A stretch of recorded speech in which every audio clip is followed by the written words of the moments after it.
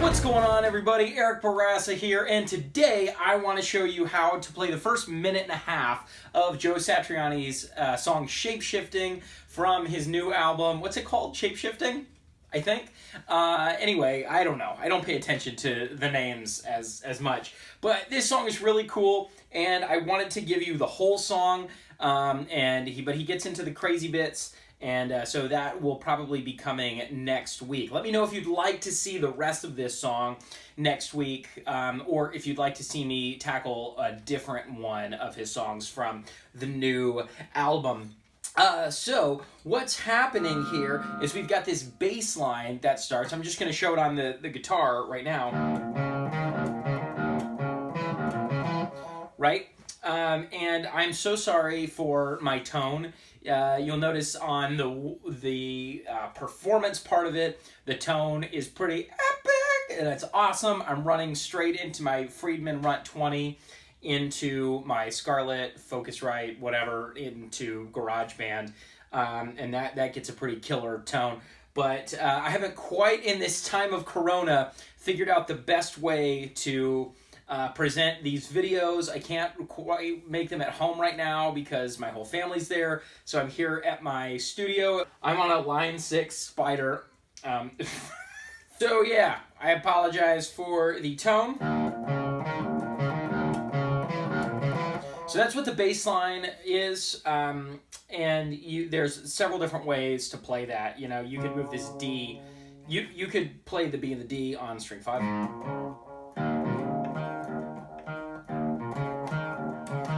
Or you can move the D to the next string.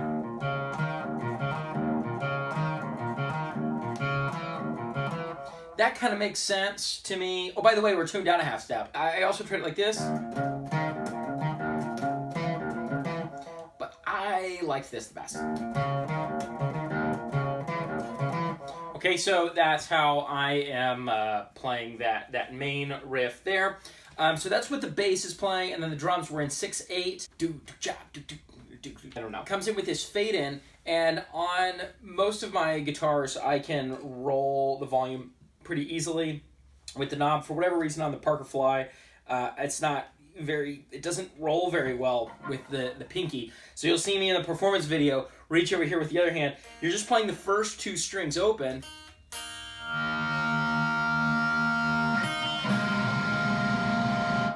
So you fade in on those first two strings, and then you add this F and A here on the two middle strings, and then we kind of... Satriani, you know, every time you do have a transition between anything, it should be a pick scrape, followed by a fret hand slide,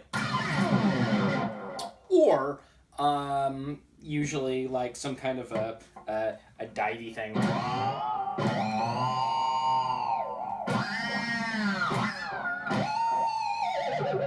We get into this slidey octave part, which is pretty straightforward.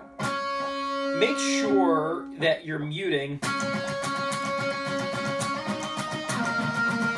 Make sure you're not just playing them, you're sliding into them. So we don't want this.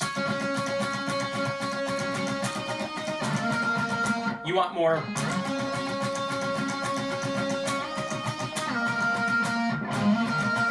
Slide into each of those octaves. For these octaves, make sure, what I do is I use my middle finger to block strings 6 and 5. and then I use my index to block string 3 and my pinky to block string 1. So that way you can strum everything and only those two chosen strings will ring. And then we go into this cool little... That's such a bluesy thing to do. Bourassa does it a lot. I mean, everybody's been doing it since forever. So we're going to take this E octave and then open string 6. And then the first two strings open. Great thing to do anytime you're in E. The important thing here is to think about how you're filling the space. You don't want to just play the note. It sounds very empty, but when you add,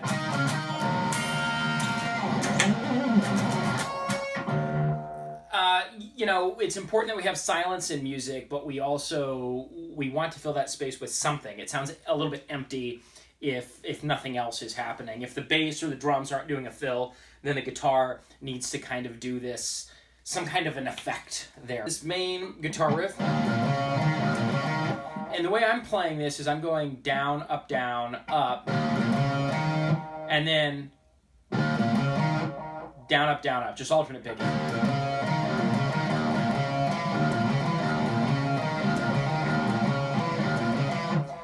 And the song is around 100 to 110 BPM.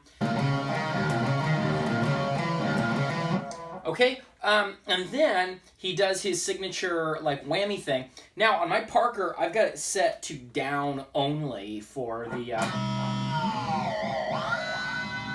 so I cannot pull up. But if I flip this little switcheroo on the back, it puts it into floating mode. So it's kind of one of the cool features of this guitar. So now I can pull up. I can't pull up quite as high as I would like to, like you can on a guitar with double locking trem like he's got. So you would ideally want to be able to pull up quite a bit further. We're going to hit a harmonic on the 3rd fret of string 5. Now, which part of the 3rd fret? Because when you play harmonics, when you do harmonic dive bombs like this, where you hit in the 3rd fret is really important. It's not like when you play a regular note. And it sounds the same wherever you are, even though it's easiest closest to the fret. You get different harmonics within that fret. Check this out.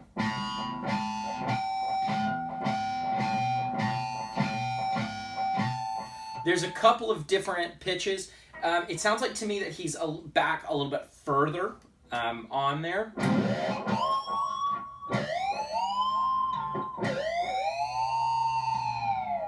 Okay, it sounds kind of like that. So you're going up and then slowly down. His pitch goes a little bit higher than mine. It's not super important that you match his exactly.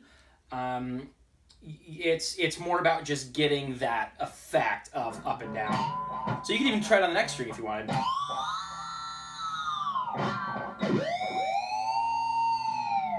Okay, but just practice getting that harmonic to ring, pulling up and then coming back down as well.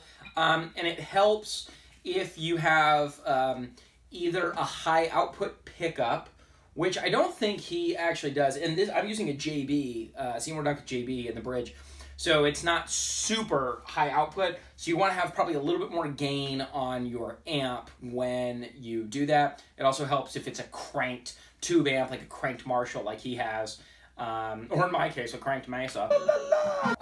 Okay, cool. So the verse has this cool little B, F, G, E.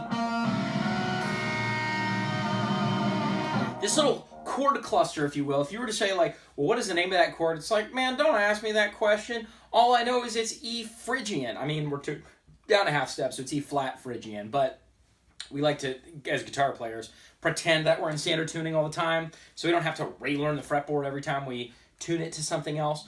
So think of yourself as in standard tuning, even though you're tuned down a half step, and just think of this as a cluster of notes that fits E Phrygian. This is really important because Satriani's going to do a lot of E minor pentatonic stuff later on in the song, but he's going to add that F note to get that Phrygian-ness in there. So you really don't want to think, oh, E Phrygian is the same as C major. I can just play in C major.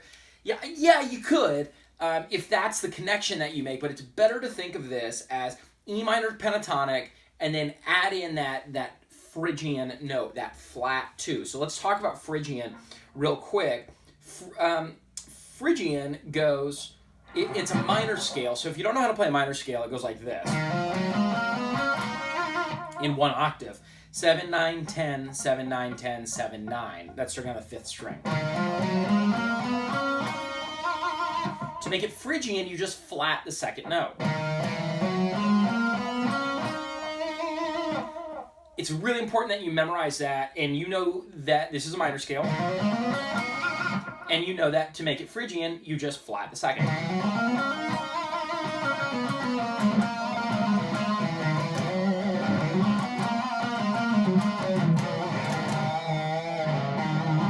Okay, and you get the feel of this song pretty quickly. And Satriani uses the Phrygian mode pretty frequently, so it's good to know what's happening there. Now, if we just make it E minor pentatonic,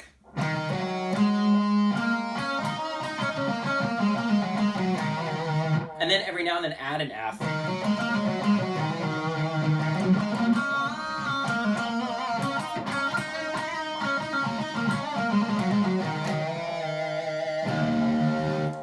Okay, that's going to give us really more of the feel of the song. Now, he does sometimes add in that C, that 6, but it's not quite as much. All right, so now, keeping that in mind, we've got B, F, G, and E. These notes don't really make a chord, they're just a chord cluster. But if we had to think of the root note being E, we've got the 5th B on top, we have that flat 2 or that flat 9, F, which gives us that really Phrygian sound. We have the minor 3rd, and we have the root. So it's an E minor chord with a flat 9 or a flat 2. But having that E, F, and G all together in one chord, E, F, G. Yeah, it creates a lot of tension, and it's just cool. It sounds like he's using some kind of like an octave effect, like either his whammy pedal, or I think he's been using more of like an octavia, like a Jimi Hendrix thing that doubles an octave down or up. It sounds like that over the chord. Then we get into this lead guitar part.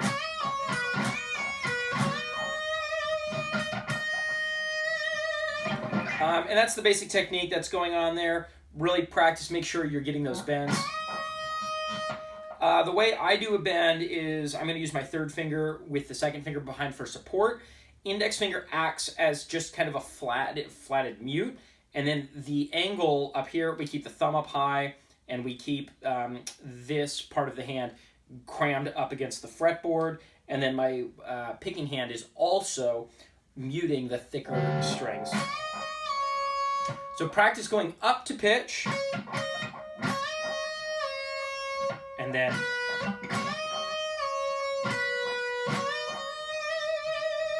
don't forget to add that vibrato on top of the bend, very important. And then when he switches to this A minor harmony,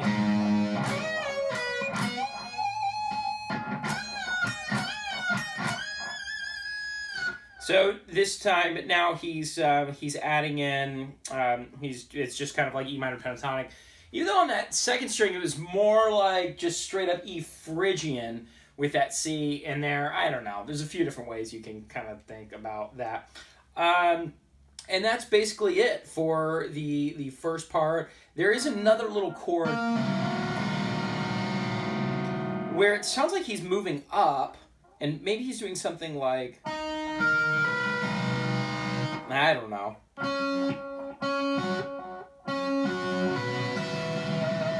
Gosh, what could it be? It could be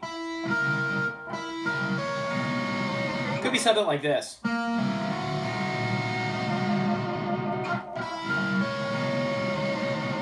Or Yeah. It's another just kind of Phrygian chord cluster, but it sounds like he's kind of just moving that E minor chord up.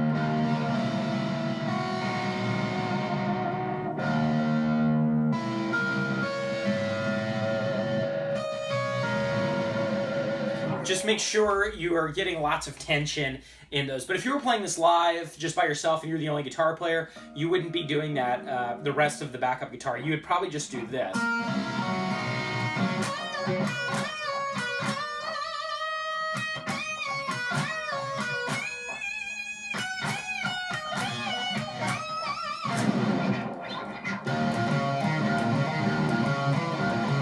So what did you think? What do you think of Satriani's new album? What do you think of this song so far?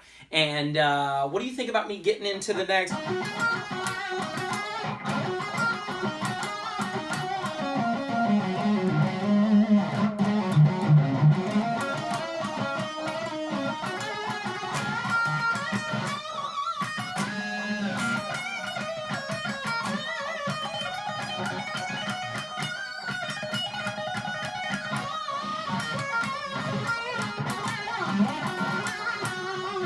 You know, some stuff like that. He kind of, there's a lot of Satriani-isms in there. I haven't figured out all the details of exactly how it's going, but it's a lot of those kinds.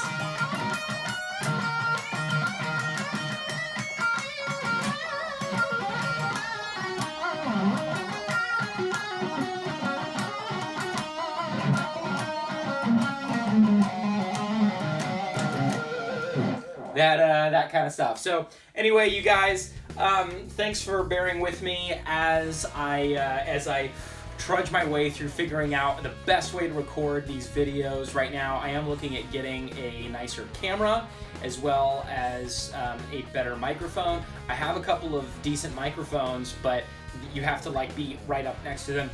I'd probably get like a lavalier or something like that, maybe like a Canon TS71i, I don't know, something a friend of mine recommended. And I'm gonna figure out long term, with my kids always being home, is this where I'm gonna always record my videos right now? Will I get back to recording videos at home? Will I record videos in my office where my other stuff is set up? I don't know. So you might see some different settings of where the video is shot for a while, but I hope you guys are doing well, staying safe, taking care of each other. Welcome to all of our new subscribers to the channel. Don't forget to check out my Patreon account, and I'm also building a membership site for my music school, the Fort Worth Music Academy, and we're going to be adding lots of content there, so you'll have an opportunity to go through some guitar courses on the site. As well as just get some cool licks through Patreon, or we can keep doing stuff like this on YouTube, or you can do all of it. So, as my great Aunt Michelle always says, to infinity and to the salon, but not when the coronavirus is happening.